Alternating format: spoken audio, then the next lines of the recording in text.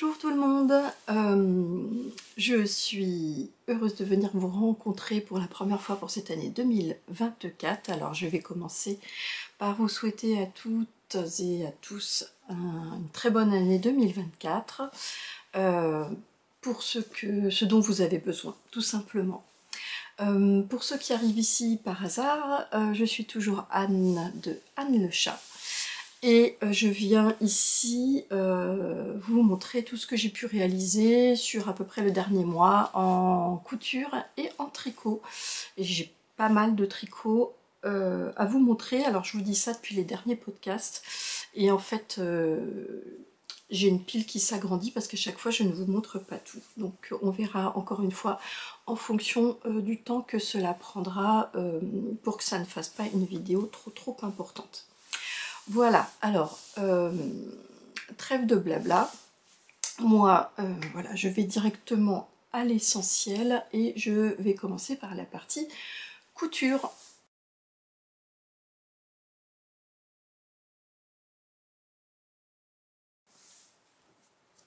Alors, pour la partie couture, et hop, je vais tout de suite prendre le livre dont j'ai besoin. Voilà, je me suis replongée dans le livre Cozy at Home de Liz Taylor pour réaliser cette fois-ci un modèle que je n'avais pas encore fait. Et il s'agit du t-shirt Boxy, donc qu'on voit ici et en photo là. Voilà, donc il s'agit d'un t-shirt Boxy, Boxy qu'on dit t-shirt boîte, où vous voyez que la partie devant et dos est plutôt du type carré, voire rectangulaire, et on a tout simplement des manches qui ressemblent plus ou moins d'ailleurs aussi à deux rectangles qui sont apposés, et ce qui en fait un t-shirt manche longue, voilà, dont il n'y a pas de couture ici au niveau de l'épaule. La couture arrive bien plus bas, ce qui en fait quelque chose de complètement loose. Voilà, on a encore une photo ici. Voilà, donc je me suis décidée à faire celui-là puisque j'avais voilà, acheté cette maille jersey qui contient 10% de laine et que j'avais pris en deux couleurs. Alors hop, malheureusement je suis retournée voir sur le site et il n'y en avait plus. Donc on voit le côté qui peluche très légèrement, et on voit la laine, voilà, plus distinctement sur l'intérieur, et ce qui en fait un tissu qui est extrêmement agréable à porter. Et j'ai réalisé donc ce top boxy manche longue en taille 40 intégralement, puisque là il n'y a pas d'histoire de gradation à faire au niveau de la taille ou quoi que ce soit. Vous voyez bien la forme ici.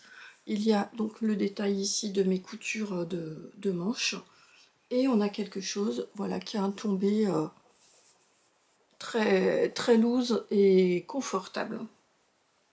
Donc celui-là il est un peu froissé, il sort de ma penderie, je l'ai déjà pas mal porté, très agréable, et la forme est très sympa et elle me change de mes plantins que je réalise à tour de bras, et donc ça me donne une alternative qui est quand même très sympa, et que j'ai donc réalisé, hop, dans le deuxième, dans cette couleur que j'aime bien. Ça change un peu de mes couleurs sombres habituelles de l'hiver, et donc c'est quelque chose, voilà, que j'attendais de vous montrer pour le porter.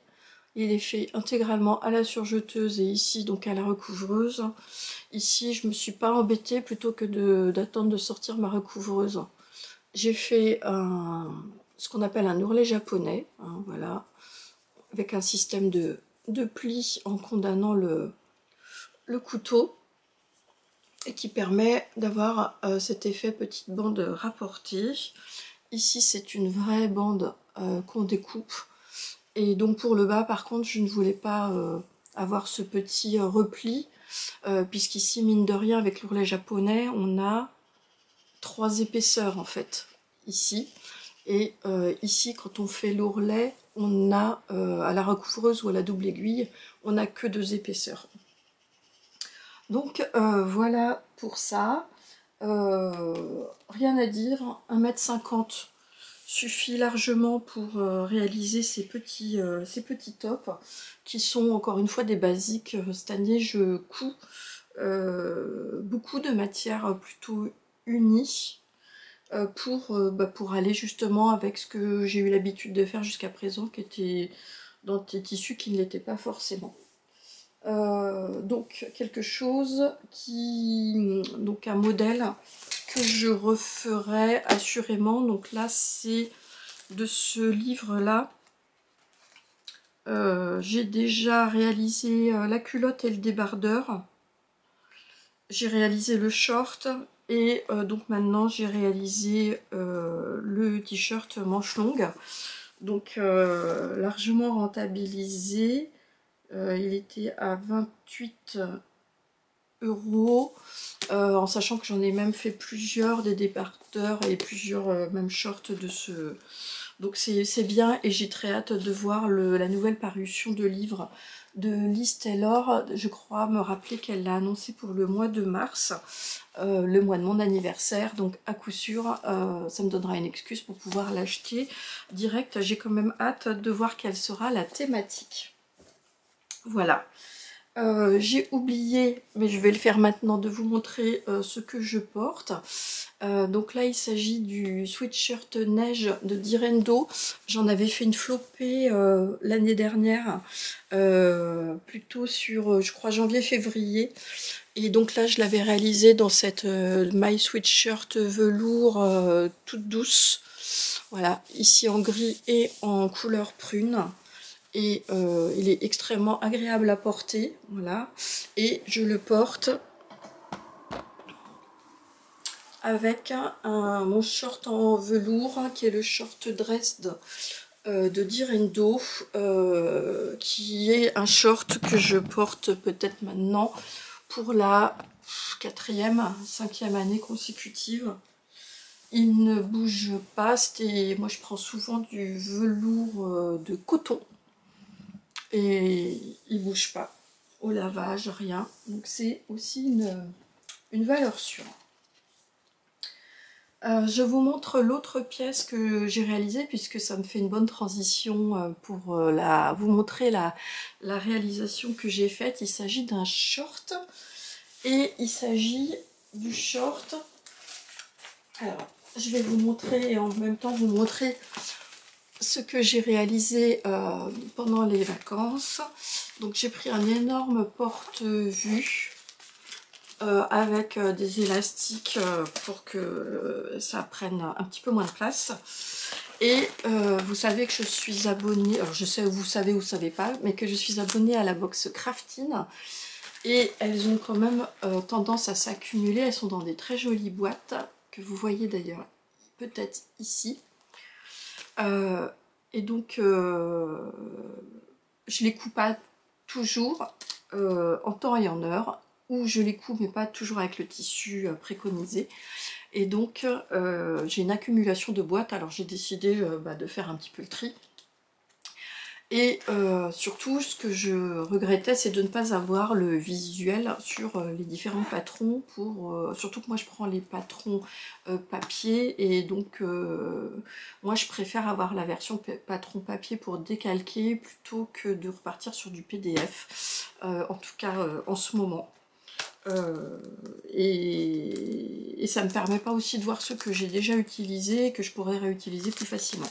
Donc j'ai décidé, voilà, de tout mettre ici avec le petit... Alors chaque fois c'est avec la petite cartonnette qui nous est donnée.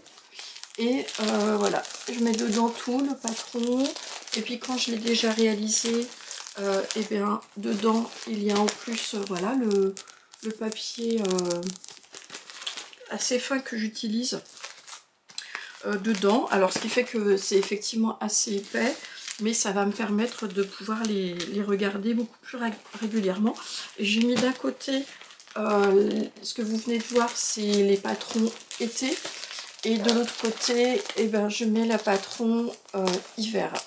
Et dans une des boîtes qui me restait, j'ai mis les tissus que je n'avais pas encore utilisés, avec l'objectif aussi de piocher dedans. Là, le patron dont je veux vous parler, voilà, il s'agit, alors c'est un patron et une box qui a eu beaucoup de succès chez Craftine, qui n'est pas celle qu'on a reçue en décembre, mais celle qu'on a reçue en octobre. Et il s'agit donc de la box qui comprenait le short Cities et la veste Urba. Voilà, avec en plus un tissu Prince de Galles, avec du lurex qui se prêtait très bien à ces petites propositions couture et qui se trouve toujours d'ailleurs sur Craftine, sur le site Craftine. Et pour celles qui sont abonnées depuis longtemps à la box, donc on a 20% de réduction et même 50% de réduction si on réutilise le même tissu.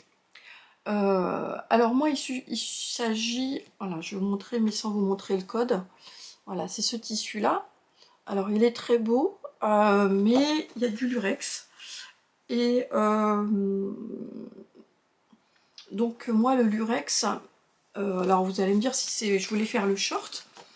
Et il n'y a pas forcément de raison pour le mettre pour l'hiver, on le met avec des collants. Sauf qu'il y a toujours, en fait, c'est un short qui est d'ailleurs très taille haute. Et si je mettais pas forcément quelque chose dedans, donc moi le lurex je ne le supporte pas. Je sais pas pourquoi, il y a quelques années je pense que ça me dérangeait pas et maintenant je ne le supporte plus du tout au porté. Et donc c'est pas grave, ça a fait le bonheur de ma copine Servane à qui j'ai offert ce tissu avec grand plaisir parce qu'il lui plaisait beaucoup, parce qu'il y avait des paillettes. Voilà, il y avait du doré et tout ça, donc forcément ça ne pouvait que lui plaire. Le short Cities, donc le voilà. Donc il s'agit d'un short taille haute, vraiment assez haute hein, quand même, avec une fermeture éclair sur le devant. Il y a deux plis couchés sur le devant, dépassant, deux pinces sur l'arrière, des faux rabats de poche et enfin un revers. Voilà, donc là on avait tout qui était normalement prévu aussi, comment dire, la mercerie qui était proposée. Il y a toute la mercerie sauf éventuellement le thermocollant. C'est la seule chose qui n'est pas proposée dans la box. Et donc moi j'ai voulu le faire, mais je suis partie sur un coupon de 1 mètre, puisque ça passe d'au moins d'1 mètre. Hein. Ça va de la taille 34 à 48 pour le short qui est proposé, en tout cas qui est proposé là en version dans la box. Je rappelle que c'est prévu aussi pour une stature d'1m70, hein, moi je fais 1m65 et donc j'avais peur qu'il soit trop taille haute pour moi. Ce qui expliquera la modification que je vais vous montrer après. Et donc pour en revenir au tissu, moi j'avais ce tissu, alors on reste sur du tissu à carreaux, qui est un polyester avec de la viscose et de l'élastane. Donc voilà, un tissu qui est un petit peu élastique, avec des jolies nuances, vous voyez, avec du bleu canard, du violet, et puis donc des carreaux avec un joli contraste orange. J'en avais 1 mètre, donc ce qui était très bien parce que j'ai quand même une gestion de carreaux à faire dessus. Et donc j'ai fait, alors j'ai voulu faire en fait, moi ce qui me plaisait pas dans le short, c'était pourtant c'est ce qui plaisait à beaucoup, hein, mais moi j'aimais pas trop la fermeture éclair qui était là et j'avais décidé de la mettre en fait sur le côté. Ça change pas grand chose si ce n'est une couture un petit peu différente au niveau de la partie devant. Et ça ne change rien sur les côtés puisque la fermeture éclair se pose comment dire, dans les marges de couture. Donc je n'ai pas fait de modification au niveau du patronage. Ce coupon, je l'avais acheté il y a déjà 2-3 ans, 2 ans chez tissu.net. Je pense pas qu'il y soit encore. J'ai oublié de vous le dire, c'est ce qu'ils appellent du jersey romanite. Voilà, et je l'avais acheté le mètre 12,95 €. Et je l'ai utilisé sans chute. Sans chute du tout, ou quasiment pas. Donc c'était très bien. J'ai décidé de faire ma version pour voir s'il allait m'aller sans passant. Donc sans fermeture éclair ici, mais avec une fermeture invisible a priori sur le côté.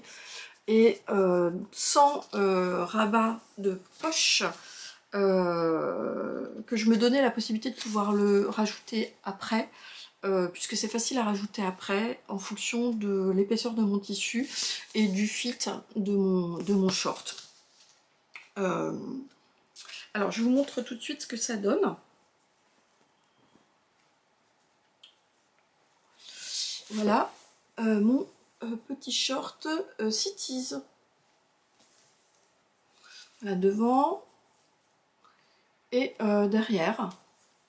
Donc devant vous voyez les plis qui sont couchés. Voilà, qui donnent donc ces plis après harmonieux, en fait voilà, qui sont sympas sur le devant.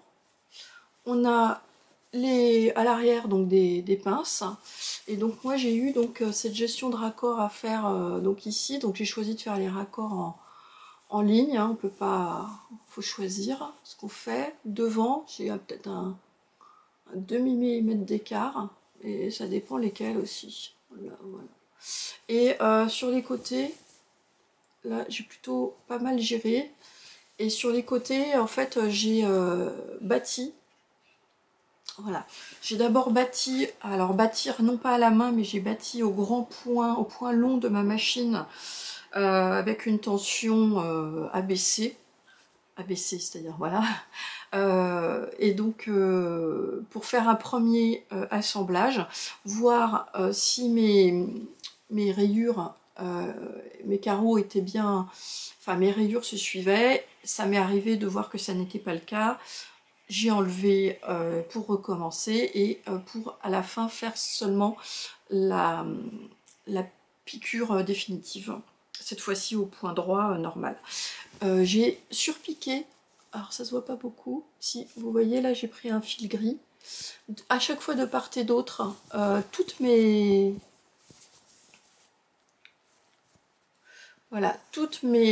coutures. Pourquoi?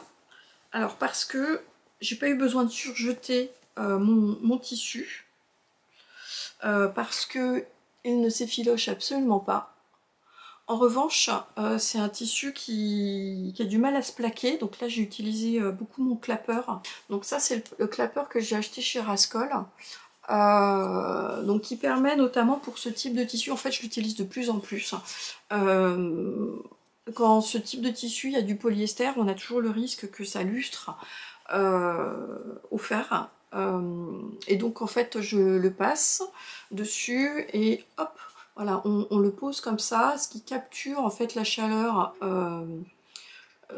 au niveau du tissu, et ça va permettre de plaquer en utilisant beaucoup moins son fer, tout ce dont on a besoin de faire ici. Donc là, j'ai pas eu besoin, parce que c'est pour ça que j'ai surpiqué ici mes coutures. Mais par exemple, vous le voyez ici, pour pouvoir faire mes rabats, mes revers plutôt, et bien j'ai beaucoup utilisé en fait ce clapper pour plaquer justement mes revers, et puis pour qu'ils tiennent. J'attends de voir un peu ce que ça va donner. Je me donne la possibilité peut-être de refaire un point invisible à l'intérieur là, si jamais je vois qu'avec le poids mon revers se défait. Je vous montre juste la couture de devant où j'ai enlevé la fermeture éclair. Donc évidemment au niveau du patronage il y avait un décroché qui était prévu ici pour pouvoir poser la fermeture. Bon bah moi j'ai tout simplement fait abstraction, je ne l'ai même pas recoupé, vous voyez, mais j'ai tout simplement cousu de manière droite.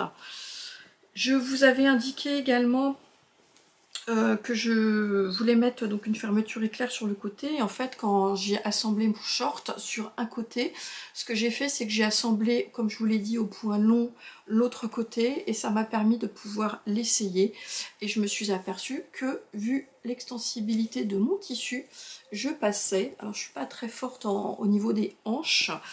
Et j'ai une taille qui n'est pas très marquée. Donc je pense que c'est la raison pour laquelle je pouvais faire ça. Et donc bah, ça m'a donné la possibilité tout simplement bah, de ne pas le faire et de pouvoir mettre après la ceinture. Vous allez peut-être voir aussi une différence au niveau de la ceinture. La ceinture prévue ici est beaucoup plus large. Moi, comme je vous l'avais dit, j'avais peur que ce short remonte trop haut. Je suis pas très taille haute. Et donc j'ai utilisé seulement une ceinture. Normalement, il faut en prévoir deux. J'en ai utilisé une que j'ai pliée ici en deux, tout simplement en la remettant en rond et en l'assemblant comme on assemble par exemple une encolure, donc ici à la surjeteuse. Donc encore une fois, moi j'ai pu le faire parce que j'ai pas beaucoup de différence en fait entre mes hanches et ma taille, enfin j'en ai pas beaucoup. Pour vous dire, je suis à 78, entre 78 et 80 voilà, de centimètres au niveau de la taille, et je suis à 98 au niveau des hanches. Et donc c'est aussi tout simplement parce que mon tissu est élastique et surtout qu'il a une élasticité qui est assez forte, il revient bien en place aussi. Je pense qu'il ne va pas du tout se détendre et voilà, je ne veux pas avoir de problème de ceinture qui baille à la fin. Sinon vous êtes obligé de mettre une fermeture devant ou sur le côté. Le dernier point, c'est que c'est la première fois, alors là je fais un petit coucou à Sandrine de SB Création, qui me disait, enfin qui me disait pas du tout, hein. C'est le fait d'avoir l'impression que la podcasteuse vous parle en direct, qui disait en fait à tout le monde lors de son dernier podcast que c'était la première fois qu'elle faisait un revers, et effectivement il y a un système de pli qui est un petit peu difficile à comprendre quand... Alors elle, c'était du burda et elle disait qu'elle n'avait pas tout compris, voilà, qu'elle avait dû faire autrement, enfin voilà, regarder autrement pour le système de pliage. Bah là c'est un peu pareil, en fait on a, vous voyez, en fait c'est un même. Ici en tout cas moi c'est un même, et on a et en fait après on doit faire un système un peu comme un origami, c'est-à-dire qu'on replie. Là je n'ai pas conservé la pliure ici, donc là j'ai à peu près 4 cm, et hop, voilà, on a un système de pli à faire pour que ici on a à peu près 2 cm pour faire ce système de pli, et après il nous est demandé de pouvoir faire des coutures ici dans les sillons, et ça fait ce système de revers qui est pas mal du tout. Dans le tissu d'origine, je pense qu'il est tellement léger, le tissu d'origine, qu'il n'y a pas de problème, et j'ai vu que apparemment le système de pli ne se défait pas. Moi je verrai si effectivement il ne faut pas que je fasse un petit point. Voilà ce que je voulais vous dire sur mon short Cities. Comme d'habitude, j'ai pris pas mal de notes, et je mettrai ma petite fiche ici avec mes modifications sur mon post Instagram. Sur le carrousel, ce sera normalement la dernière photo. Je pense que j'avais rien de plus à vous dire, donc moi je me suis enlevé pas mal de difficultés. La seule finalement c'est celle qui venait de mon tissu pour la gestion des carreaux.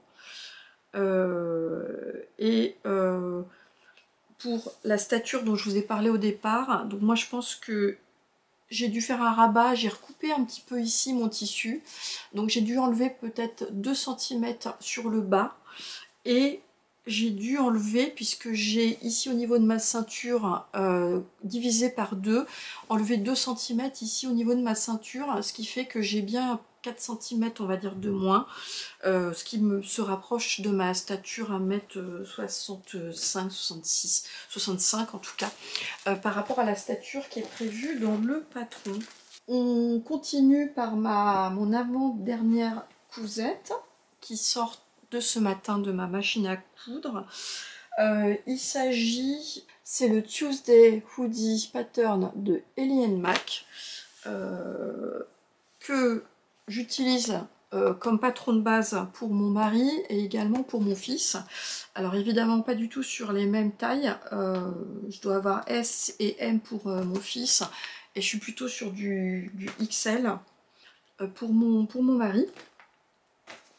C'est un patron que j'ai l'habitude de lui faire. Alors c'est un patron un petit peu couteau suisse que j'aime bien parce qu'en fait le hoodie, Sweet Hoodie, c'est celui qui a une capuche avec les poches kangourou. Et en fait il y a énormément de, comment dire, de repères et de lignes sur le patron pour tout simplement ne pas mettre par exemple les poches, expliquer comment normalement il est fait pour avoir une grande bande, je vous le montrerai ici pour utiliser plusieurs types de sweats différents pour contraster, et également je crois sur les manches. Et en fait on fait comme on veut, il suffit après de recoller avec du masking tape les différentes parties, et moi je l'utilise dans sa forme finalement la plus basique, et j'ai dû déjà faire 2 ou 3 sweat pour mon mari. Et je vous montre tout de suite le dernier qui est vraiment très très basique, que je viens de lui faire dans un sweat molleton gris, pas gris, bleu chiné, qui est une couleur qu'il aime beaucoup. De mémoire, je l'ai acheté chez Mercerine, et je crois qu'ils avaient aussi le bord-côte qui était assorti. J'en ai pris 50 cm et j'ai pas vu que c'était un tube seulement de 90 cm en rond, et j'ai eu juste ce qu'il me faut pour pouvoir le faire, pour faire l'encolure, le bord des poignets et le bas en fait ici du sweat. Alors il est dans la continuité, ça ne resserre pas. Mais donc voilà, j'aime beaucoup, je pense qu'il plaira bien. Il est très très très épais, enfin très épais et surtout voilà, avec du doudou un petit peu à l'intérieur, donc il est quand même, oui, assez épais par rapport à ceux que je lui ai fait précédemment, et donc je pense bien qu'il va le porter bientôt par ces températures actuelles. Voilà, donc rien de plus à vous dire pour ce sweat. Il me fait à chaque fois des appels un petit peu du pied pour me demander de lui réaliser des choses en couture ou des choses en tricot. Alors en couture, force est de constater qu'il les porte donc très très régulièrement, donc ça m'incite à pouvoir le faire. En tricot, j'avoue que je tique un peu. Alors là je viens de lui faire un bonnet et je crois qu'il est parti avec au boulot, donc je vais pouvoir vous le montrer peut-être tout à l'heure si j'y pense, mais c'est moi qui l'aurais porté, ou ce sera pour un prochain, on verra. Mais il me demande un pull en tricot en taille XL, je tique un petit peu, donc j'ai gentiment négocié, voilà, enfin, tout en lui disant que c'était trop long, que c'est compliqué, etc., etc. Et vous allez voir que autant sur la couture, maintenant j'ai la couture généreuse, entre guillemets, hein, mais pour faire des cadeaux, etc., autant j'ai le tricot beaucoup plus égoïste. Je vous montre mon dernier patron, qui est également une réalisation que je vais offrir ce week-end. Je cherchais un petit modèle de gilet berger à réaliser pour mon petit neveu Noah, qui va fêter ses 1 an demain. Et voilà, je voulais faire un petit gilet de berger. Alors je crois qu'il y en a qui sont sûrement en patron gratuit sur la toile. Je sais qu'il y a le atelier Scanmit qui a décliné sa version de gilet berger en version mini, mais c'est pas celle sur laquelle j'ai porté mon dévolu, sur une des ventes makeristes à 2 €. J'ai trouvé ce petit gilet de la marque Japy, Là, c'est Japy, c'est le nom du patron. Et donc, la marque, ça doit être Atelier Mimito. Donc, j'ai vu qu'il y a plusieurs... comment dire? Oui, c'est ça. Il y a plusieurs patrons que la designer a sur Makerist. Et donc, moi, j'ai acheté ce petit gilet berger qui était décliné en pas mal de tailles. Hein. Il y a du... j'ai pas regardé la première taille, c'est peut-être du... Je sais pas si c'est du 12-18 mois, mais en tout cas, moi, j'ai pris le 18-24 mois. Il y a du 24-36, etc. Je sais pas jusqu'à quelle taille ça va, je vous le mettrai ici. Et c'est assez sympa, je vous montre juste la découpe là. Le patron, en fait, il se fait comme ça. Donc on a juste une partie, parce que là, c'est coupé au pli. Donc en fait, on nous demande un métrage qui correspond à la hauteur du gilet. Donc là, je pense que 50 cm, ça suffit pour la taille 18 mois que j'ai réalisée. Et en fait, ça tient dans toute la laisse d'un tissu. Puisqu'on n'a pas de couture en fait sur les côtés, je trouve que c'est assez original. Il y a deux modèles en fait qui sont proposés aussi au niveau du patron quand on l'achète. Je crois qu'en prix normal, il n'est pas non plus excessif, il doit être autour de 8 € pareil, hein, vous le regarderez ici. Et donc là c'est le modèle gilet de berger, mais sinon il y a un autre petit modèle qui est plutôt un petit modèle de veston, on va dire de garçon de café, très très sympa, que j'exclus pas de faire. Peut-être on a un mariage qui est prévu pour cette année, je demanderai à ma nièce si elle veut que je réalise un petit veston comme ça pour son petit. Ce serait trop mignon, je vous montre les versions, je les trouve vraiment trop jolies. Et donc moi j'ai décidé de le faire, j'avais de la moumoute, alors je sais pas du tout d'où ça venait, donc j'ai réalisé mon petit gilet berger avec ce petit tissu, et c'est trop mignon. Donc voilà, devant, derrière. Il est prévu, alors en revanche, dans le modèle, pour être réversible, mais fini avec du biais. Moi, il est réversible, mais je l'ai tout simplement doublé. Alors avec une technique, ça m'a fait aussi rire quand j'ai vu le podcast de Sandrine, puisque je crois effectivement que ce que j'ai utilisé, c'est ce qu'on appelle la technique de la cuillère à bois. Puisqu'en fait là, je ne peux pas... Alors je vous montre l'intérieur et je vous parlerai des tissus après. Voilà, donc... petit tissu bien original, mais qui a toute une histoire. Puisque là, en fait, on ne peut pas ici, pour faire une technique de couture de doublure sans couture, on ne fait pas ici les coutures des côtés. Or, ici, comme c'est un tout en un, alors ce qui est pratique ici, puisque j'ai pas de couture et j'ai pas de raccord à faire, hein, donc au passage. Et donc en fait ce qu'il faut ici c'est laisser libre cette partie là et on laisse libre ici sur quelques centimètres. On assemble après tout le reste, donc en fait concrètement on assemble de là, on fait tout le tour jusque là, on s'arrête là. Ici on fait pareil au niveau de la manche, on commence là, on finit ici au même niveau, pareil pour l'autre côté, et ici pour l'arrière, on fait pareil, on laisse toujours quelques centimètres et on coud ici. Et en fait après, on va mettre bord à bord, endroit sur endroit, en tournant un peu, la doublure, puis le côté moumoute, et pour faire nos coutures ici,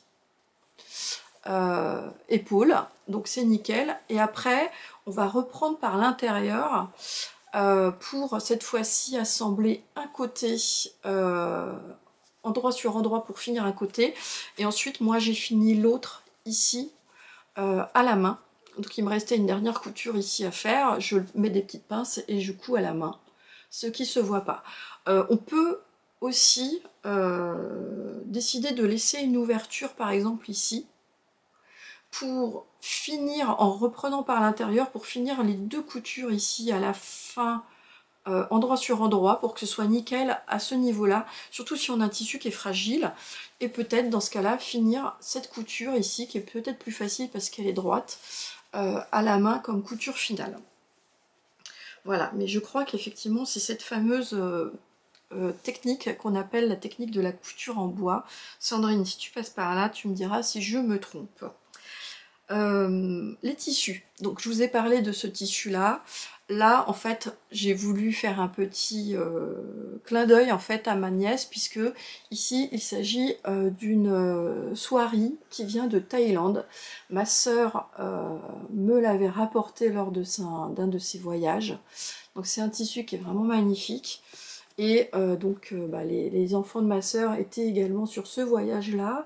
Donc je pense que ma nièce appréciera, voilà, que je puisse montrer. Alors d'ailleurs, finalement il est recto verso, hein, mais que je puisse utiliser, qu'elle puisse avoir pour son premier petit, hein, de toute la famille, un tissu qui vienne d'un de ses voyages. Et celui-là, alors là c'est un bouton que ma sœur m'a également rapporté d'un de ses voyages. Elle était en Laponie et il s'agit d'un bouton en os. Alors je crois que c'est un bouton en os de renne, mais je ne veux pas dire de bêtises, donc il était même recto verso, hein. Et donc là je l'ai utilisé pour le mettre également en petit gilet souvenir d'un voyage auquel ma nièce assistait également. Et voilà. Donc là, vous voyez, j'ai utilisé ici alors un petit bout de ficelle en coton que j'avais dans mon stock de la récup. Et donc voilà le petit gilet qui est trop mignon. Je ne sais pas si ce sera plus de la déco ou qui sera vraiment porté pour quelques occasions. Je laisserai évidemment ma nièce. J'espère que mon petit clin d'œil d'utilisation de ces différentes matières lui plaira.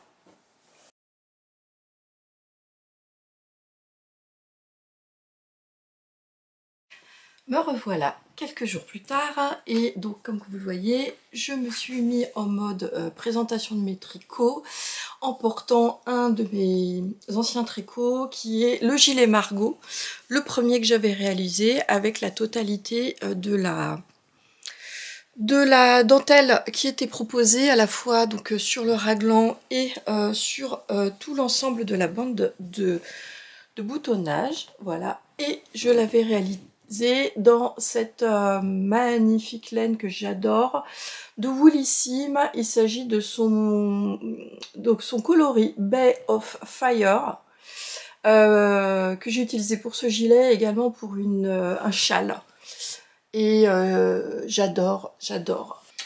Alors, il y en a pas mal, comme je vous l'ai dit, j'ai pas mal tricoté ces derniers temps, et donc là je suis en train de regarder, voilà, j'ai des thèmes de couleurs, voilà, noir bleu, et des coloris un petit peu plus chauds que je vais vous présenter voilà, de cette manière un petit peu thématique.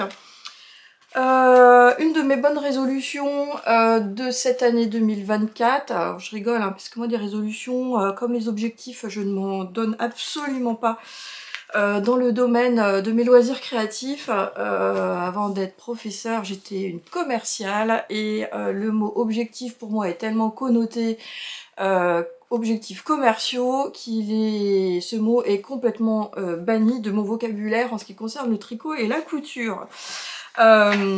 Voilà, donc bref, donc j'ai commencé, en tout cas mes résolutions qui sont tout à fait du plaisir supplémentaire, c'est de tenir enfin dans un petit cahier ce que je fais en termes de tricot, parce que jusqu'à présent, ah ouais, mon téléphone, faudra que je vous le retrouve quand même, il est là. Je tenais tout uniquement dans mon Ravelry, et encore, il était moyen tenu à jour. Et là, je me suis dit quand même que, voilà, vu mon rythme de tricot, j'ai envie de garder quand même quelques traces de ce que je réalise, et donc j'utilise ce petit cahier tout bête, hein, voilà, avec des petites lignes pour pouvoir commencer à y inscrire tout ce que je fais. Alors on commence par, pas du tout par l'ordre chronologique de ce que j'ai réalisé. Là je vais vous montrer donc un tricot que j'ai réalisé. Alors par contre je marque bien le début de mes tricots et la fin de mes tricots sur mon Ravelry. Donc c'est ce que je suis en train de faire là en même temps que je vous parle. Et donc là je vais vous parler du tricot que j'ai réalisé en novembre. Je l'ai commencé le 19 novembre et fini le 3 décembre. Donc vous voyez que c'est allé assez vite, hein, donc même pas à peine 15 jours. Et c'est un modèle de Marie-Christine Lévesque qui est le modèle 1988 qu'elle avait proposé sans doute, je crois me souvenir, peut-être pendant l'été, avec, ou au début de l'automne, voilà, avec un code promo. Et donc en l'occurrence, moi qui définitivement aime les formes basiques, bah, c'était tout à fait quelque chose qui me plaisait. Donc c'est un pull grosse maille qui se tricote sur des grosses aiguilles avec une laine épaisseur bulky, et on a vu pas mal circuler ce modèle, notamment chez des personnes même qui débutent, puisque Marie-Christine Lévesque, si je ne m'abuse, a fait une vidéo sur YouTube pour expliquer le pas à pas de ce tricot-là sur sa chaîne, sur un épisode qui est dédié, que je vous mettrai donc ici. Moi, pour ma part, donc il était préconisé, je crois, de le faire dans des aiguilles 8. Aiguilles 8 et 6,5 pour les côtes. Et moi, donc avec l'essai que j'ai fait avec ma laine, je suis redescendue d'un cran en le faisant finalement en aiguille 7. Mais donc l'échantillon va me permettre de pouvoir vous montrer les laines que j'ai utilisées. Donc avec une laine ici, alors c'est de la Drops, hein, donc j'ai utilisé de la... J'ai utilisé de la Népal. C'est la première fois que je l'utilisais, donc cette laine-là, dans ce joli coloris. Donc la Népal, qui est une laine 100 mètres, 100 grammes, 75 mètres, 65 laine et 35% alpaca. Voilà. Donc la Népal, il m'en reste d'ailleurs, voilà, en fait j'aurais pu vous montrer parce qu'il m'en reste, sur ce que j'avais acheté, il me reste 3 pelotes, voilà. Donc c'est de la coloris mix, donc vous voyez qu'il est d'un joli bleu pétrole, et le coloris c'est le 8905. Voilà, donc effectivement...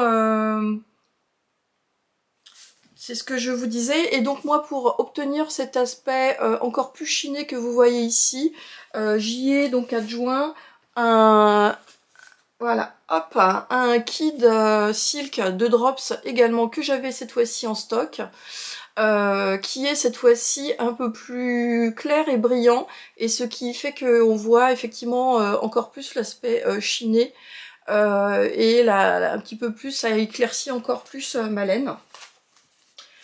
Donc j'aimais beaucoup voilà, ce rendu en tout cas de coloris. Et donc je vous montre tout de suite ma réalisation. Donc là voilà mon pull que j'ai réalisé, je crois exactement dans ce qui était préconisé, c'est-à-dire que là, alors là il y a la possibilité, je crois, de faire à la fois, alors soit un col simple ou soit un col double. Donc moi j'ai gardé l'option col simple, avec un relevé de maille qui doit intervenir à la fin pour faire l'encolure, hein, c'est ça. Et j'ai fait en revanche, je crois qu'il est prévu, c'est difficile de se remettre dedans, quand on l'a tricoté au mois de novembre-décembre.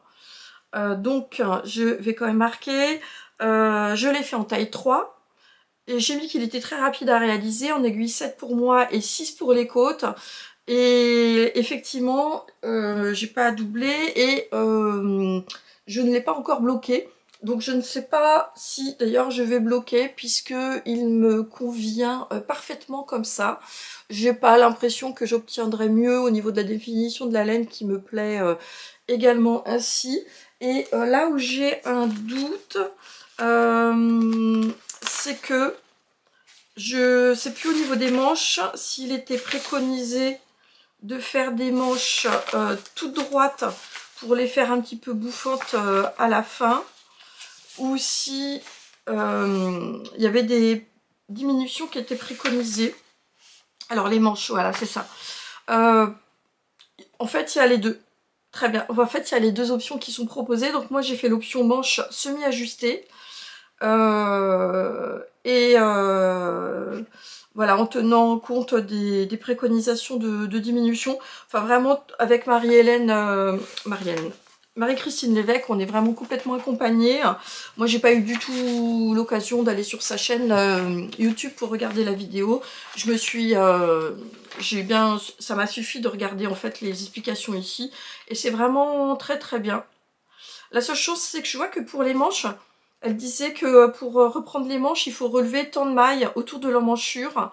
Et moi, j'ai noté que ça correspondait à 3 mailles sur 4, si jamais vous posez à peu près la question.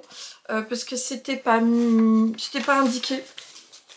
Et moi, j'aime bien quand on me prend vraiment par la main, même là-dessus, pour me dire exactement quel est le rythme de relevage de mailles que je dois faire. Et de mémoire pour le col, j'ai dû faire exactement la même chose. Et là par contre on nous le dit, pour le col il faut relever 3 mailles sur 4 sur une partie, puis une maille pour une maille sur la partie horizontale et nouveau 3 mailles sur 4. Voilà. Donc voilà mon pull. Alors que j'aime beaucoup, qui a vraiment un effet waouh, je trouve, au niveau de la couleur. La seule chose qu'il faut savoir, c'est que mon combo du coup Népal plus kit silk, enfin c'est pas le kit silk qui pèse lourd, mais la Népal est quand même une laine qui est quand même assez lourde. Donc c'est aussi une des raisons pour lesquelles j'ai pas forcément envie de le bloquer, pour pas que ça s'étende, surtout qu'il y a quand même pas mal d'alpaga dessus, et que l'alpaga, je crois, est réputé quand même pour pouvoir s'étendre au lavage et au blocage. Voilà, donc je vous montre. Donc après, hop, hein, je vous détaille pas, mais pour les manches et pour le bas, j'ai fait un rabat à l'aiguille. C'est méditatif, moi je trouve ça pas compliqué à faire, c'est peut-être un peu long, mais ça me dérange absolument pas. Voilà, je vous montre donc mon pull, je vais essayer de prendre, hop là, voilà, vous allez voir un peu plus mon bazar, mais c'est pas bien grave. Et voilà comment mon joli pull tombe, avec une encolure, j'aime bien, qui est, on va dire, près du cou, mais pas trop. Et comme il nous annonce encore quelques températures très fraîches cette semaine, je pense que je vais bien l'apprécier. J'aime vraiment beaucoup là sa longueur. Je sais pas si j'ai fait attention à ce qui était préconisé par Marie-Christine Lévesque, ou si j'ai regardé moi par rapport à d'autres pulls. Donc voilà. Donc on verra à terme. J'ai cru voir que c'est une laine qui peut être amenée à boulocher. Je l'ai vu, je crois, tricoter chez Lauriane, du boudoir de Lauriane, là dans le pull qu'elle a fait pour sa fille. Je crois ne pas me tromper en disant que c'était de la Népal, et qu'il bouchait comment dire, forcément à l'usage. Moi, le fait que j'ai rajouté un fil mohair et soie, on va voir après comment se comporte la laine. Je vous ferai éventuellement un retour sur un podcast au fur et à mesure de l'usage que j'en fais. Moi, les pulls en laine, j'adore les tricoter. Pour l'instant, y compris comme mes gilets, hein, c'est pas forcément des choses que je mets en fait tous les jours l'hiver. Donc ils n'ont pas une rotation hyper fréquente en fait au niveau de ce que je porte au quotidien, parce que j'aime tellement faire aussi de la couture et avoir des vêtements en fait en couture que ça limite aussi par rapport à celles qui font par exemple que du tricot. Forcément elles les portent beaucoup plus que moi, mais c'est pas grave, hein, ça m'empêche pas voilà, que je vais le porter régulièrement. Vous avez vu quand même, voilà, le volume que ça représente. C'est un vrai pull quand même chaud, et voilà, vrai pull d'hiver. Donc vraiment ce patron, je vous le conseille, hein. surtout si vous débutez, et si vous ne débutez pas, moi la rapidité avec laquelle j'ai pu le faire me fait envisager peut-être d'en faire, alors pas 5 ou 10, hein, mais peut-être d'en faire pour en cadeau. Surtout que c'est une forme qui est droite, on est à peu près sûr de ne pas se tromper en fait au niveau de la taille, je crois, si on le fait pour quelqu'un. Donc voilà pour mon premier tricot, je vais rester comme ça pour l'instant. Donc voilà le premier tricot que je voulais vous présenter. Alors donc je vais maintenant donc passer juste à un petit interlude accessoire pour vous montrer un projet que j'ai réalisé en 3 exemplaires. Il s'agit du bonnet Leni. Donc Leni, L-E-N-I, comme vous voyez ici d'ailleurs, et donc c'est un modèle de Isabelle Kramer, qui est de surcroît un modèle gratuit. Et moi j'ai été trop charmée en fait par ce petit motif de petit sapin, qui est tout bête comme chou à réaliser, avec un système de mailles, des sortes de mailles glissées, enfin voilà, et les petites noppes là, des toutes petites noppes là à réaliser pour faire le haut du sapin. Et il est tellement facile à faire, c'est un bonnet qui se fait en 2-3 jours, hein, donc alors la première version, je crois que je vous l'avais déjà montré, je l'ai ressorti. Je me l'étais fait l'année dernière, hein, donc je l'avais réalisé dans ce beau combo. Alors je vous l'ai pas dit, donc c'est un bonnet qui est à faire en 3 tailles. Non, ouais c'est ça, 3 tailles quand même, hein. Et il se fait en aiguille, c'est marqué 3,5 pour le bord du bonnet et 4 ensuite. Échantillon de 21 sur 32. Et voilà, c'est ça. 3 tailles. Alors donc, c'est un bonnet sur lequel on a au départ un bord qu'on va ensuite replier. Voilà, donc on a un système où on peut laisser en attente les mailles ici, et donc pour les reprendre à un moment pour pouvoir faire enfin tout de suite, voilà la bordure qui va être donc en double au niveau des oreilles. Et puis ensuite, on a quelques grandes jerseys et ce petit motif qui est vraiment, comme je vous l'ai dit, très facile à faire. Donc là, c'était des laines fingering avec un fil de mohair soie. Et c'était des chutes, alors mais de mémoire, c'était de la laine Heidi. Voilà, que j'avais ici, et puis avec un mohair Kilt Silk de Drops. Et celui-là, je l'avais fait il y a pile un an, donc enfin au mois de décembre 2022. Couronne commencée à 14 cm pour éviter le côté slouchy, effectivement, qu'on voit un petit peu ici. Et moi, en tout cas pour celui-là, donc j'avais rajouté une petite étiquette, genre un petit peu impression cuir. Voilà. Et un petit pompon pour celui-là. Et donc voilà, je me suis fait un petit bonnet dans des couleurs que j'aime beaucoup. Donc ça, c'était mon bonnet de l'année dernière. J'ai ensuite utilisé un reste de laine, cette fois-ci, que j'avais en stock, pour réaliser quasiment le même, mais cette fois-ci celui-là il doit être en taille 1, et c'est pour faire c'est pour l'offrir en cadeau. Et on voit toujours ce petit motif, mais qui finalement se dessine un petit peu moins bien.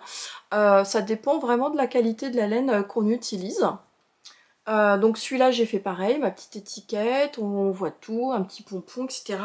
Mais moi il me remonte un petit peu, voilà, à force, il me remonte un petit peu sur le haut du crâne. Donc il sera dans les cadeaux là que je vais préparer pour une certaine personne pour son anniversaire. J'étais d'ailleurs tombée en manque de laine principale, comme je vous disais, c'était une chute de laine, et j'en ai pris une autre pour la partie centrale, donc ça fait un peu un fade, et j'ai décidé finalement de le cacher en mettant ce pompon. On ne voit même plus ma différence de laine. Et donc là, cette fois-ci, il y a peu, c'est-à-dire je pense un mois, Je l'ai fait effectivement en décembre. J'ai cette fois-ci utilisé, en reprenant la taille 2, un combo de laine qui était une laine que j'avais gagné un petit écheveau, mais il y a au moins 3-4 ans, de laine chez une personne qui l'atteignait, qui s'appelle Fil du Bon Air. Mais qui, je suis pas sûre qu'elle ait encore une boutique active, et que j'ai adjoint avec un fil Kid Silk violet, et ça m'a donné ce très très beau voilà, bonnet violet. Donc vous voyez qu'il y a des nuances, et c'est une laine, je l'ai bloqué mon bonnet, je l'ai lavé, il a beaucoup dégorgé, hein, donc j'ai mis heureusement aussi un peu de vinaigre blanc, et finalement ça n'a pas d'impact, mais heureusement que c'est quelque chose que j'avais pas décidé de tricoter avec par exemple une laine blanche en faisant des rayures, hein. C'est un peu le risque. Et il me reste à lui mettre un pompon ou pas, je sais pas. Et donc je vous laisse, voilà, voir un petit peu la couronne qu'on a.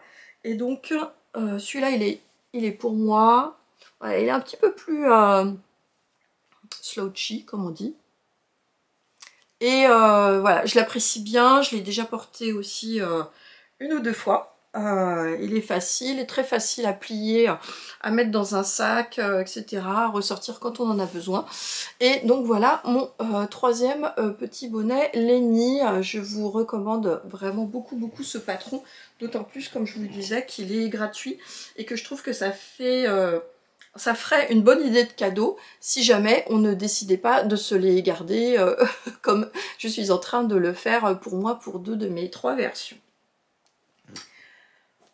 On repasse à la partie pull, puisque j'ai encore un pull à vous présenter. Alors cette fois-ci, il s'agit du dernier qui est tombé de mes aiguilles, et je n'ai pas dérogé à la folie de tricot de ce magnifique pull qui est le Alpine Bloom de Kathleen Hunter, que j'ai moi réalisé dans sa version t-shirt. Et alors j'avais vu ce modèle à 2 reprises. Je l'ai vu sur le compte Mariée Chun, c'est un compte Instagram où il y a des modèles de jacquard avec des couleurs hyper contrastées que je trouve juste magnifiques. Je vous mettrai ici le nom du compte en question, où j'avais vu une version qui était foncée avec des fleurs roses vif, et j'ai cru apercevoir cette version chez Mélanie des Aiguilles Aventurières qui s'est tricotée, je crois qu'elle avait dit qu'elle avait effectivement vu la même version sur Instagram, sur ce compte-là, pour pouvoir se faire sa version, je crois. Alors, il se trouvait que j'avais plutôt 3 écheveaux de laine. Je crois que ce sont les premiers écheveaux que j'avais achetés il y a au moins 6-7 ans. C'était sur Facebook encore à l'époque.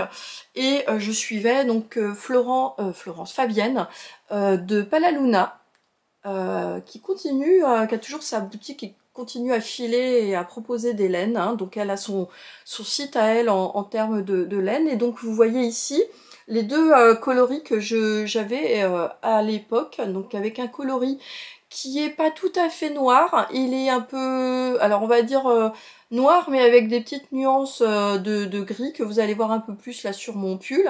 Et ce magnifique que j'ai encore ici, je vous montre, turquoise, bleu turquoise glacier, superbe, qui est vraiment une beauté. Et en fait j'ai tout de suite vu en fait un Alpine Bloom dans ses coloris. Donc 2 écheveaux de la couleur foncée et un de cette couleur bleue pour pouvoir réaliser justement le motif de jacquard.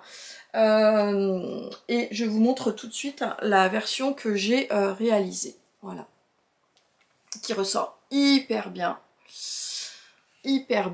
là à la vidéo. Ah, je suis hyper je suis hyper fière de ma réalisation. Alors j'aime beaucoup faire du jacquard, j'en fais pas tant que ça, il m'arrive de faire jusqu'à présent, on va dire 1 ou 2 grosses pièces, ou peut-être même 1 pièce par an de jacquard. Jusqu'à présent je l'avais fait j'avais fait un gilet de Anna Johansson, où j'avais même fait un gilet que j'avais stické, donc c'était du jacquard plus du stick, enfin vraiment je m'étais lancée là-dedans, et alors celui-là, là, il est magnifique. Regardez là, et puis là, je trouve que la définition voilà, du motif hein, qui ressort, hein, même là dans les petites feuilles, on voit très bien le noir qui ressort. Et là j'adore, voilà. Donc là on a sur ce modèle, enfin vous voyez ici, on débute en fait par une petite section de dentelle qui est voilà, très légèrement festonnée, et qui va nous donner effectivement donc l'encolure donc qui va être finie dès le départ. Nous avons ensuite toute la partie yoke qui est captivante à faire. Enfin moi je trouve que lire, alors pour moi lire le jacquard, c'est marrant, j'en discutais il n'y a pas longtemps avec ma copine Servane, hein, toujours. Et moi je disais que lire en fait le jacquard pour moi c'est tellement intuitif et je trouve ça tellement plus facile que de lire de la dentelle. Et moi plus ça va, plus je préfère en fait le jacquard ou les modèles texturés aux modèles de dentelle en fait. Mais vraiment je trouve que ça se lit tellement facilement sur une charte, là, sur un diagramme. Donc voilà, donc en fait, c'est un système de yoke, hein, donc c'est-à-dire, vous savez, quand on voit les photos un peu où on a tout qui se déploie en fait en rond. Donc on fait tout le système de jacquard ici, et puis quand on arrive juste à la fin en fait des feuilles, on va séparer en fait les manches pour les laisser en attente. On continue le corps jusqu'à ce qui est indiqué, donc moi je l'ai rallongé, et en fait j'ai un moment ici laissé tout sur mon câble. J'ai fini les petites manches en faisant une modification, puisque la version initiale est faite pour reprendre cette dentelle, pour la faire ici, et moi j'aime pas. Je suis allée voir toutes les versions qui ont été faites sur Ravelry, et j'avoue que je suis pas hyper fan, donc j'ai préféré faire encore quelques rangs de jersey avant d'attaquer tout simplement des côtes de 2. Et faire un rabat tout simple. Là j'ai fait un rabat classique avec une taille d'aiguille juste supérieure. Donc voilà, et une fois que j'ai fini mes 2 manches, eh bien je suis repartie pour mettre tout ce qui me reste au bout de ma laine, et pour aller au bout de mon pull plutôt. Et voyez, hop, c'est tout ce qui me reste de mes pelotes noires. Alors au départ il était un peu fité, et je me suis dit que pour éviter de me retrouver avec quelque chose qui serre un petit peu au niveau de la taille ou des hanches, en fonction de là où il arriverait, j'ai décidé en fait au moment des côtes, tout simplement de faire les côtes chacune de son côté. Pour pouvoir avoir ce petit décrochage qui au final ne sert pas. J'en profite pour vous montrer l'aspect finalement un petit peu semi-solide de cette laine, qui est très jolie. En plus vous voyez là, vous devez avoir ici un changement d'écheveau qui est absolument pas perceptible. Donc je suis très contente de ça aussi. Qu'est-ce que j'avais d'autre à vous dire? Donc moi j'ai fait la taille 3.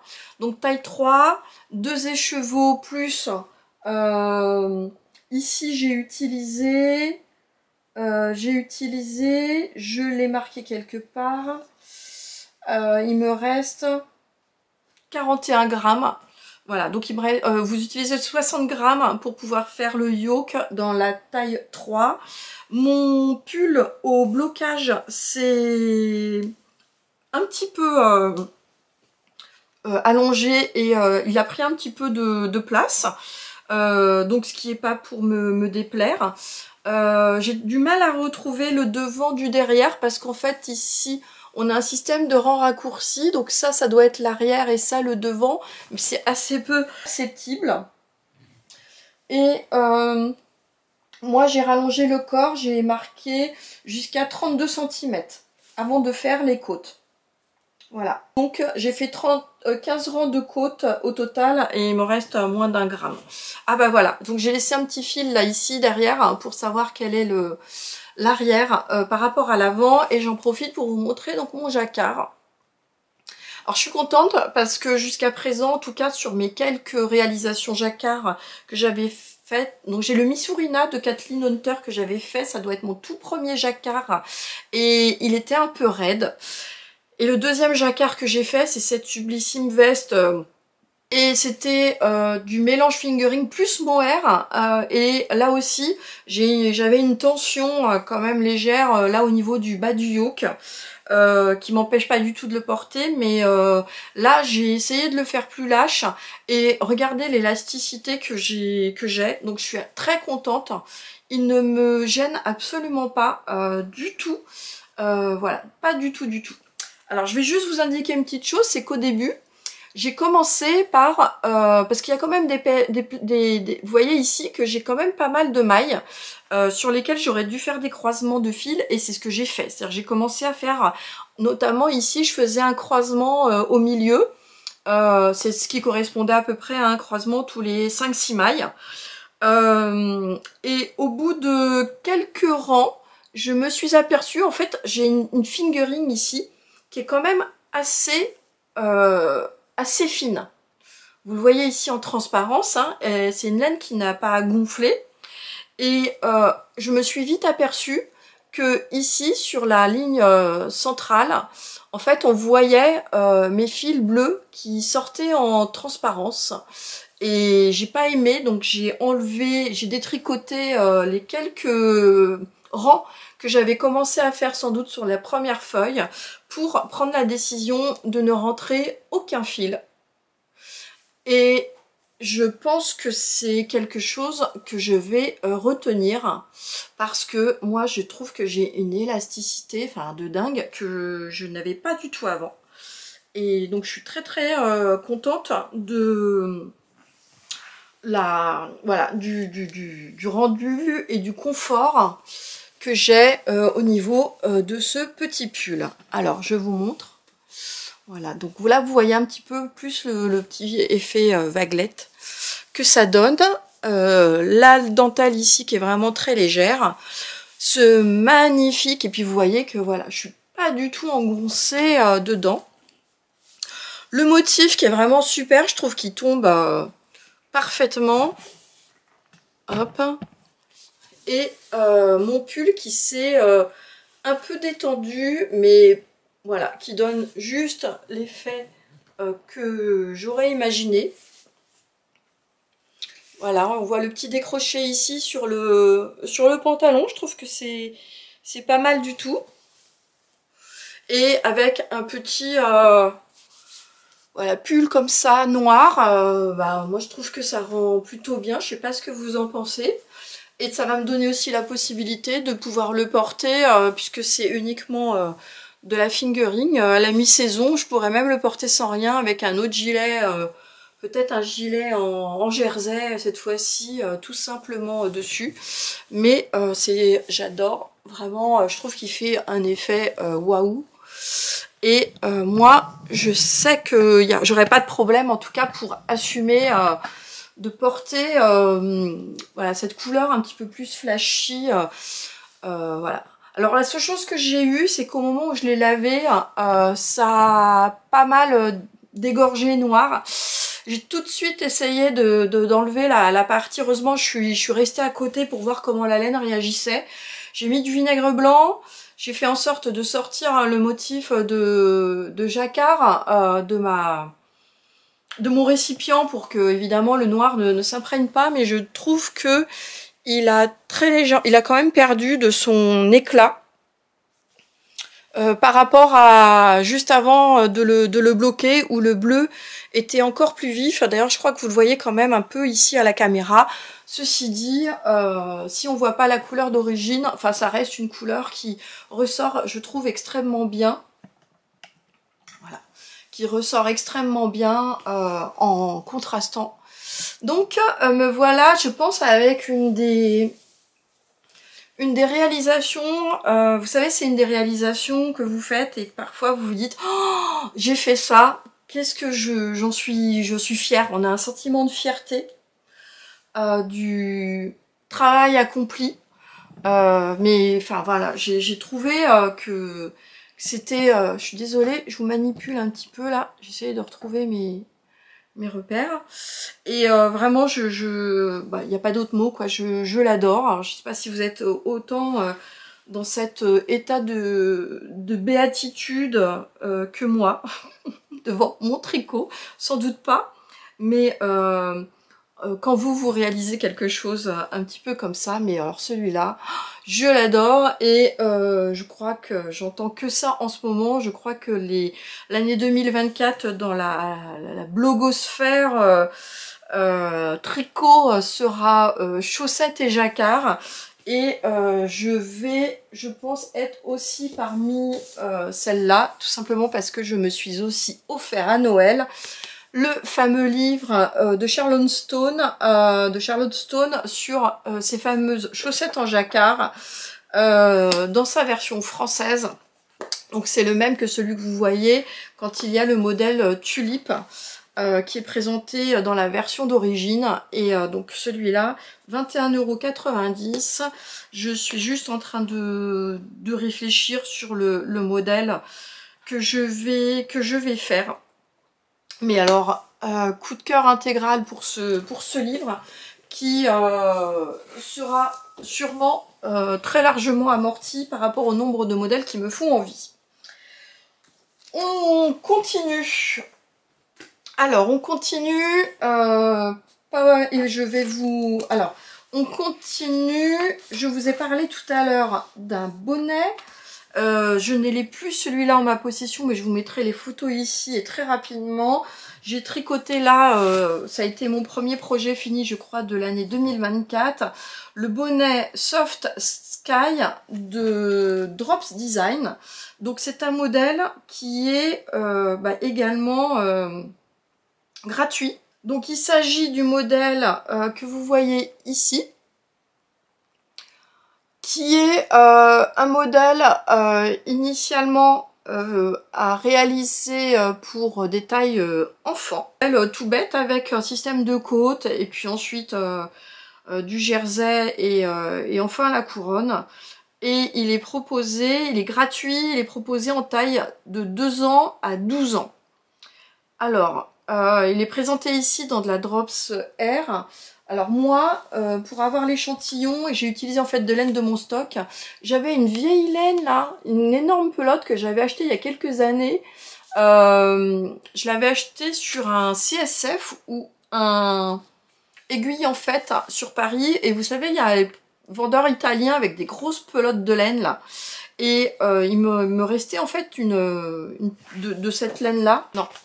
Voilà, c'était cette grosse laine là, qui est de la laine en fait mélangée, avec sûrement un peu d'acrylique. Et j'avais de la Kit Silk de Drops, mais cette fois-ci qui était bleu marine. Voilà. Et donc, je trouvais que ça allait me donner un combo, on va dire un petit peu bleu jean. Et je l'ai fait en modèle 2 ans. Initialement, je voulais le faire pour mon petit neveu là, qui a 1 an. Et donc j'ai fait le laine, j'ai fait le bonnet, j'ai dû le faire en 1 ou 2 jours, sur 2 jours, je l'ai fait. Et en fait, il m'allait. Donc je vais vous montrer les photos ici du bonnet tel qu'il est fini et tel que je le portais moi sur ma tête. Et en fait, j'ai proposé à mon mari il a un petit tour de tête. Et alors lui, il l'a essayé, alors il a même en fait enlevé le revers et en fait c'est le bonnet qu'il a utilisé toute la semaine dernière où il travaille et en plus il était en extérieur où il faisait les températures qui étaient négatives et il a gardé le bonnet, donc je suis très très contente, il était ravi de ça. Donc c'est une laine épaisseur DK et moi j'ai utilisé 50 grammes à peu près de ma laine la plus épaisse. Alors c'est curieux parce que j'avais l'échantillon, c'est 19 mailles sur 26. Je l'ai fait en aiguille 4. J'ai fait ce qu'il fallait et c'est un taille 2 ans et en fait il nous va. Et enfin, je vais vous présenter le dernier projet qui cette fois-ci est un châle. Alors ce châle, c'est un châle que j'ai réalisé cette fois-ci. Je l'ai réalisé sur novembre et décembre. Donc j'ai mis à peu près un mois pour le faire. Et c'est un châle qui est très intéressant parce que il se fait avec des restes. Et il s'agit du slow châle de Vera Välimäki.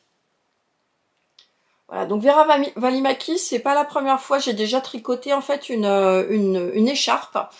On a assez souvent en fait des motifs soit de rayures ou de chevrons et qui se présentent de cette manière-là. Donc en fait, on voit assez peu sur cette photo-là. Je vais essayer de vous trouver une autre photo sans dévoiler. Tenez, je peux vous montrer ça pour voir la forme. En fait, on commence en fait par ici et on augmente en fait progressivement. Et on a un système en fait d'arêtes. Alors c'est pas une arête centrale, mais ce sont des arêtes progressives qui vont se faire au bout d'un moment quand on a une répétition d'augmentation de temps de mailles. Et bien ça va nous donner en fait un nouveau motif qui va se faire et qui va voilà, qui va peu à peu, voilà, on a qui va faire qu'on va faire des augmentations qui vont donner ce motif. Donc un coup on a une augmentation, un lot d'augmentation qui va nous donner un motif dans un sens, et quand on continue on va avoir un lot d'augmentation qui va nous permettre de faire la deuxième partie du chevron. Donc c'est quelque chose qui est intéressant parce qu'en fait on lui donne la dimension qu'on veut en fonction des laines qu'on a. Alors moi ce que je déplore un peu, c'est que sur les visuels je crois du modèle, alors le modèle de Vera Välimäki coûte 5,90 €, donc il n'est pas très cher, je trouve. Donc là on retrouve la photo que je viens de vous présenter et je vous montre les différentes photos, mais on voit pas trop, enfin on voit même pas du tout hein, la construction. D'ailleurs il y a certaines qui ont plutôt cherché à garder à partir sur le nombre de mailles sur lequel on arrive normalement sur la fin du patron, pour avoir en fait une étole qui serait toute rectangulaire et avec un nombre de chevrons qui est égal. Mais en fait là sur les photos, voilà, il n'y a que celle-là qui nous permettent de voir qu'il s'agit en fait d'un triangle qui est tout allongé. C'est la seule photo qui nous permet de le voir. Et c'est uniquement en allant voir dans les projets, donc il n'y a que 43 projets qui ont été faits, mais qui nous permet de voir vraiment comment est construit le modèle. Donc, ce qu'il faut au départ, c'est quand même aller regarder. Alors, vous voyez, on voit souvent en fait des personnes qui vont montrer voilà, leurs différentes utilisations de laine, et on peut faire ça soit sous forme de fade, avec des laines cohérentes en termes de gamme de couleurs, ou en partant sur vraiment des choses complètement hétérogènes. Et je vous montre ici quelqu'un qui a réalisé le modèle finalement dans une façon très linéaire, de telle manière qu'on a une répétition de chevrons. Alors c'est marrant, j'aime bien, là on peut faire des toutes petites lignes qui peuvent aussi délimiter plusieurs rayures. On fait vraiment comme on veut, et j'aime beaucoup ce modèle que je n'exclus pas de refaire. Alors qu'est-ce que je voulais vous dire dessus? Alors moi j'avais commencé à le faire. Je vais d'abord vous montrer ce que j'ai fait. Voilà. Le plus dur c'est de choisir finalement ses couleurs, hein. Donc voilà mon modèle avec voilà le début. J'ai choisi de faire une large section avec une seule couleur. Ensuite voilà cette couleur ici qui est quasi noire, qui doit être du Palaluna. Ici c'est un reste de mon gilet que je vous ai montré tout à l'heure. C'est de la Bay of Fire, mais sur laquelle j'ai, je vous l'ai pas dit, mais moi normalement c'est de la fingering, mais on peut le faire comme on veut, on peut faire qu'avec de la décaille. Moi j'ai fait uniquement avec de la fingering plus du mohair tout du long pour avoir ce côté un petit peu mousseux et plus enveloppant. Donc vous voyez, voilà, on voit bien là les speckles là de la laine de Woolissime Bay of Fire. Ici, je crois que c'est la laine que je viens d'utiliser ici pour mon... Il me restait en fait une autre pelote. Je crois que c'est c'est de la Palaluna. Ici, vous avez de la Mon Petit Rêve. Voilà, que j'ai utilisé avec un jaune qui était un peu plus péchu, là, voilà. Que c'est la seule laine que j'ai racheté, c'est une pelote de mohair silk Rico jaune pétante ocre pour aller avec celui-là.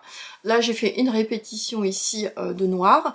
J'ai continué et vous voyez donc le motif qui revient à chaque fois. Donc moi je mettais juste des marqueurs ici au niveau des arêtes de chacun de mes chevrons. Puis vous voyez comment peu à peu, hop, là il y en a un nouveau. Donc ça donne un petit décrochage quand on le fait. Et puis après, donc il y a un I-cord qui est fait tout du long.